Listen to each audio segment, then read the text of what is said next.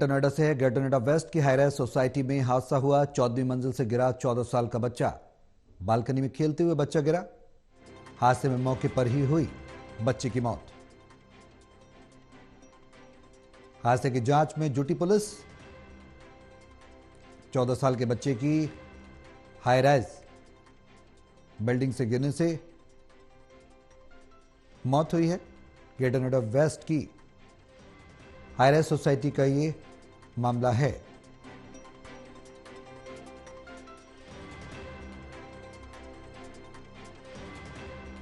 चौदहवीं मंजिल से गिरा है 14 साल का बच्चा। अंदाज लगा सकते हैं हाइट कितनी ऊंची रही होगी।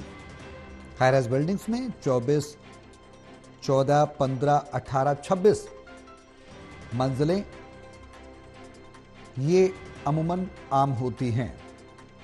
हमारे सहयोगी शिव त्यागी हमारे साथ ग्रेटर नोएडा से जुड़ गए हैं। ज्यादा जानकारी के लिए सीधे उनका रुख करेंगे। शिव, क्या कुछ अपडेट है? हादसा किस तरह से हुआ, क्या कुछ जानकारी आपके पास है? देखिए, ग्रेटर नोएडा में वेस्ट की हाईराइज सोसाइटी में पैरामाउंट इमोशन सोसाइटी है और इसी सोसाइटी के 14 फ्लोर से गिरकर एक छात्र की यहाँ पे मौत हो गई है। घटना की जानकारी परिजनों के द्वारा यहाँ पे पुलिस को दी गई और नजदीक अस्पताल में भर्ती कराया गया, लेकिन उससे पहले ही छात्र की मौत हो चुकी थी। फिलहाल जो बिस्तर थाना पुलिस है इस पूरे मामले की जांच पड़ताल में जुट गई कि आखिर परिजनों से कोई विवाद तो नहीं हुआ या छात्र के द्वारा यहाँ पे आत्महत्या तो नहीं की गई। तो परिजनों से यहाँ पे पूछताछ की जा रही है। वहीं दूसरी तरफ छात्र के शव को पोस्टमार्टम के लिए भेज दिया है। जो परिवारजन उस समय घर में मौजूद थे, इसी बात को लेके यहाँ पे पूछताछ की जाएगी कि आखिर उनके द्वारा छात्र को डांटा तो नहीं गया था या कोई और बात तो नहीं है। ये सभी पहलुओं पर जांच पड़ताल की जाएगी और बिस्तर थाना पुलिस मामले की जांच पड़ताल में जुट गई। अब से पहले भी सितंबर, अक्टूबर में और नवंबर में इस तरीके की 3 घटनाएं पहले भी नोएडा में हो चुकी है और खासतौर से हाईराइज सोसाइटी में इस तरीके के मामले देखने के आ रहे कि जो बालकनी से छात्र या छात्राएं जो है उनके खेलने के दौरान या वहां से कूदने के दौरान उनकी मौत हो गई है। इसको लेकर कहीं ना कहीं गंभीर चीजें बनी हुई है कि हाईराइज सोसाइटी जिसमें करोड़ों रुपए लगाकर लोग रहने के लिए जाते हैं और उसी सोसाइटी में इस तरीके के मामले आने कहीं ना कहीं सवाल निशान खड़ा हो रहा है। बिल्कुल शिव, इससे पहले भी हमने देखा एक लड़की भी सेल्फी लेते वक्त मंजिल से गिर गई थी और नीचे गिरी थी वो आकर। हालांकि उसको चोटें लगी थी, इलाज के लिए भर्ती कराया गया था, लेकिन वो उतना हाई पोजीशन पर नहीं थी। लेकिन सवाल ये कि जो ऊपरी मंजिलें होती हैं उसके लिए क्या सेफ्टी मेजर्स का पालन किया जाता है? क्या कुछ विशेष रूप से सेफ्टी होनी चाहिए कि बच्चे अगर खेलते हैं, अगर पैर भी फिसलता है तो उसमें कुछ अंतर देखा जाता है क्या हाईराइज सोसाइटी में? क्योंकि नीचे की बिल्डिंग जो होती हैं उसमें तीसरी चौथी मंजिल ही काफी ऊंची मानी जाती है।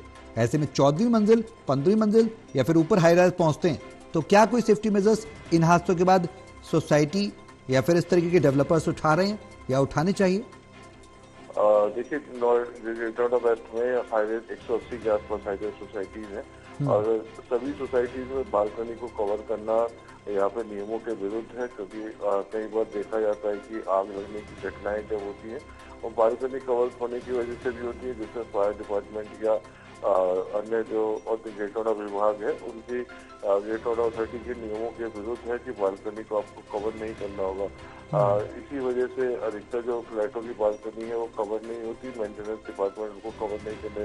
लेकिन कहीं ना कहीं इस अब घटना के बाद जरूरी ये है कि या तो जाल वहाँ पे लगाया जाए या उसको कवर किया जाए, क्योंकि इस तरह की घटनाएं पिछले कुछ महीनों में एकदम से यहाँ पे बढ़ी हैं और खासतौर से ग्रेटर नोएडा वेस्ट की अगर बात करें तो सबसे ज्यादा हाईराइज सोसाइटी है। इस तरह की घटनाएं अब से पहले भी 2 महीने में हो चुकी है। तो कहीं ना कहीं आने वाले समय में जो बिल्डर्स है या बायर्स एसोसिएशन है वो किस तरीके के यहाँ पे कदम उठाते हैं इस घटनाओं को रोकने के लिए। बिल्कुल, बहुत शुक्रिया शिव तमाम जानकारी साझा करने के लिए।